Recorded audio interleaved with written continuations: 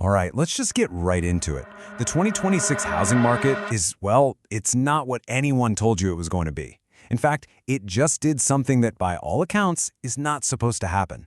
And understanding why could honestly save you from making a huge mistake. So today, we're going to break it all down with the real numbers from the real sources so you can actually make a smart move.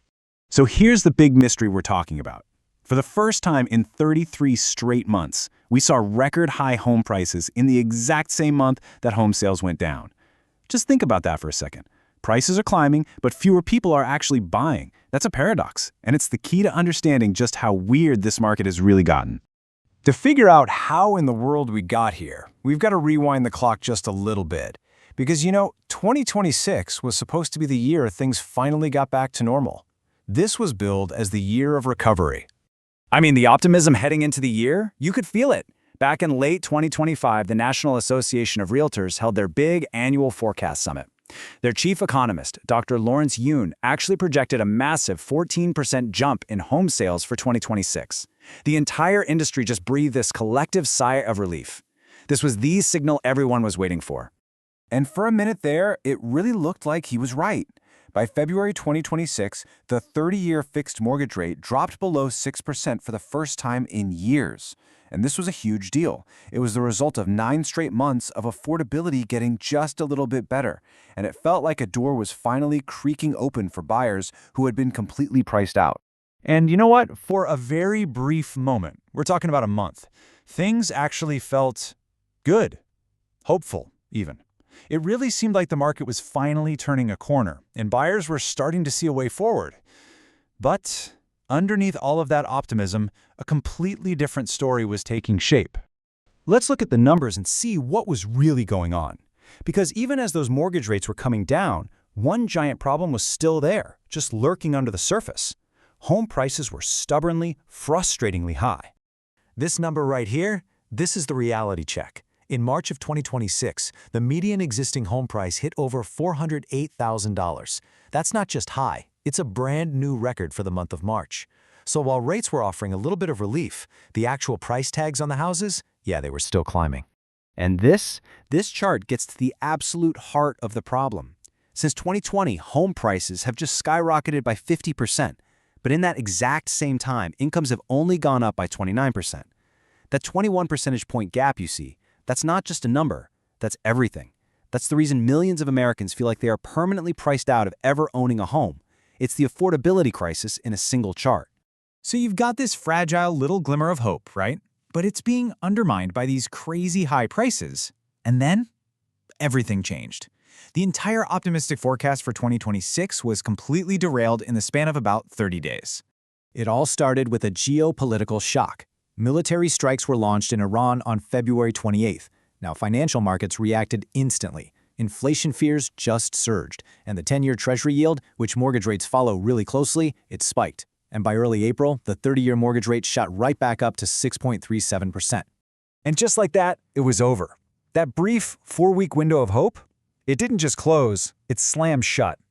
All the progress that had been slowly building for 9 months was completely erased in a single month. For so many aspiring buyers, the math just became impossible all over again. So what did this crazy reversal actually do to the market on the ground? Let's look at the official data, because the impact was immediate and it was really stark. In March, existing home sales dropped by 3.6%. Now that might not sound like a total catastrophe, right? But you got to remember, this is March. This is supposed to be the start of the busy spring buying season. Sales are supposed to go up, not down. This was a huge red flag that buyers were slamming on the brakes. And this wasn't just a regional thing, like a problem in 1 or 2 hot markets. No, sales fell in every single region of the country. The Northeast got hit the hardest, dropping over 8%. This was a nationwide slowdown. It confirmed that the rate spike had put the entire market on ice. So, of course, when you see all this, falling sales, spiking rates, record prices, it leads to the one big, scary question on everyone's mind. Is this it? Is this the beginning of another crash?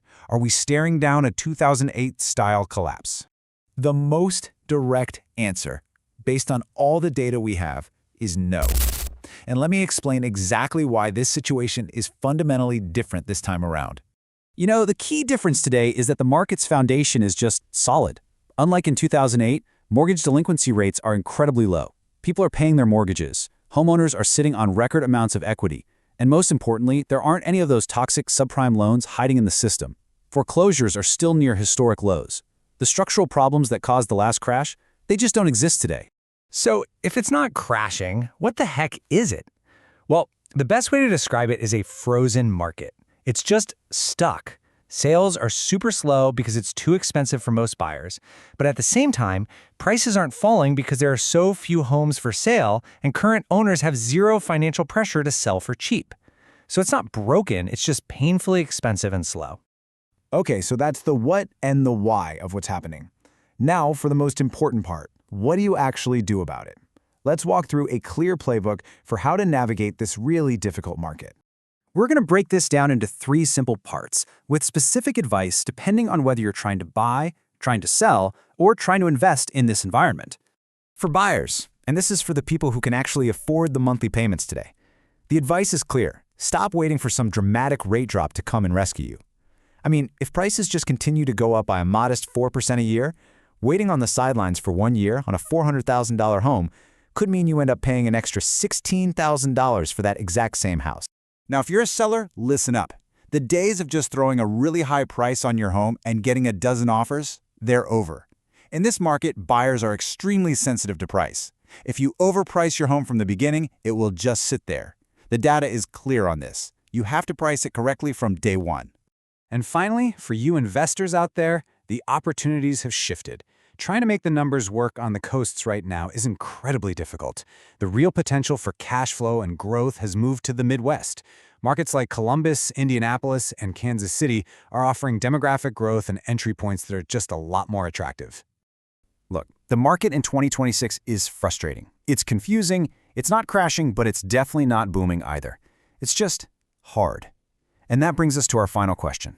In a market this complicated, what is your single most powerful asset? It's not about timing, and it's not about luck.